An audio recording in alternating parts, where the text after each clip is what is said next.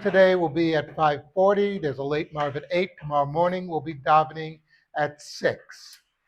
Now for a quick Devar Torah.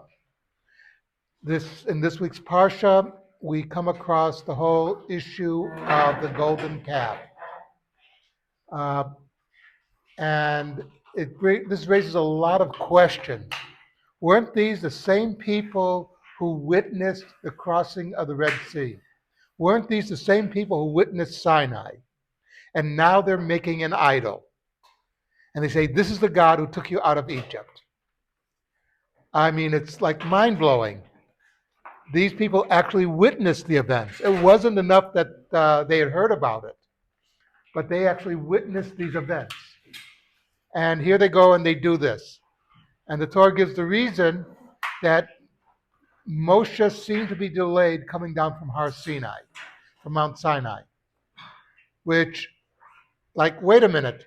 Because Moshe is late, we're making a golden calf. We're violating everything that Hashem has been telling us. And the party they have is an orgy. Literally, the Bible says it's an orgy.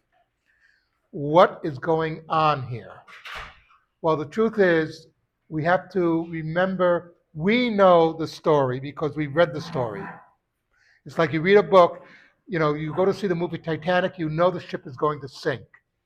And you have to remember the people on board the ship at the time did not know it was going to sink. Therefore, the reactions can then be explained. The same thing here. They don't know the end of the story. All they know is Moshe is delayed. Moshe, in their minds, is larger than life. He's the go-between between them and God. And now suddenly he's not there. It's like for you, all of us who have small children or have had small children, know that if you go out and the child doesn't know about it, he will have a meltdown. This is exactly what happened. The Jews had a meltdown.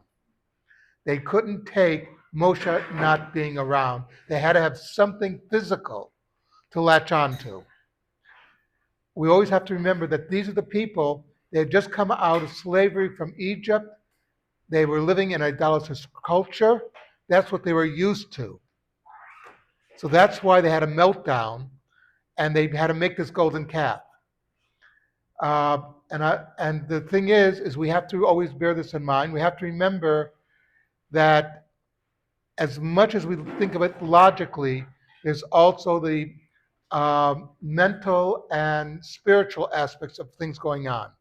Remember that the main purpose of the Torah isn't getting the Jews out of Egypt. It's getting Egypt out of the Jews. Something to think about, Kaddish Rabbanim.